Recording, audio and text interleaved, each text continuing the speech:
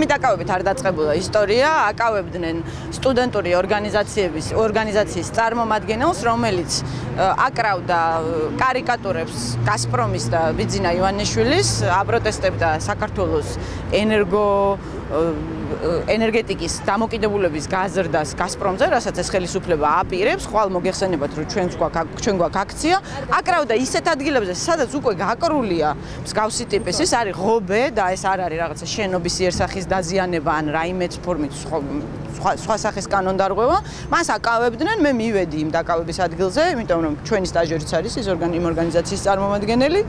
რომ მივედი ადგილზე, დავინახე, რომ პოლიცია დაკავებას უპირებს და ბოძზე, სადაც უკვე იყო გაკრული არაერთი განცხადება და მსგავსი ტიპის პოსტერი, გავაკანი ბიძინა ივანიშვილის კარიკატურა პოლიციის თვალწინ. და უთხარი, რომ თუ ამას აკავებთ, მეც დამაკავეთ. ცადია, რომ მე არ მაქცევდნენ ყურადღებას, არ უნდათ დიდად მაინც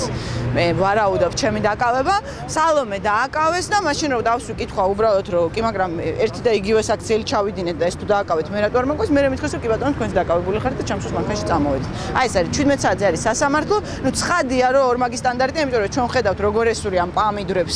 საკონსტიტუციო სასამართლოს მოსამართლეების სახლებს და ეს არის კანონით აკრძალული და სისხლის სამართლის დანაშაულია მოსამართლეზე მოთანად არავინ არ გვინახავს დაკავებული. ჩვენ ხედავთ როგორ ხებავენ და ამახინჯებენ პოლიტიკური ოპოზიციის სახლებს, მათ შორის ჩემს სახლსაც და არავინ დაუკავებიათ. საკმარისია ბიძინა ივანიშვილის კარიკატურა გააკრა რომელიმე ღობეზე, მომენტალურად ჩდება, არ ვიცი მე, 6 პოლიციის მანქანა იყო მობილიზებული იმ დროს, როდესაც ქალაქში ჩვეულებრივად ცხრილავენ ერთმანეთს ახალგაზრდები, იმიტომ რომ ბიძინა ივანიშვილის კარიკატურა გავაკარით, აი რა ვიცი მე, 6 მანქანა იყო, 6 ეკიპაჟი მობილიზებული, რაც თავისთავად კომიკურია, მაგრამ დიდხანს ეს არ გაგრძელდება რასაკვირველია.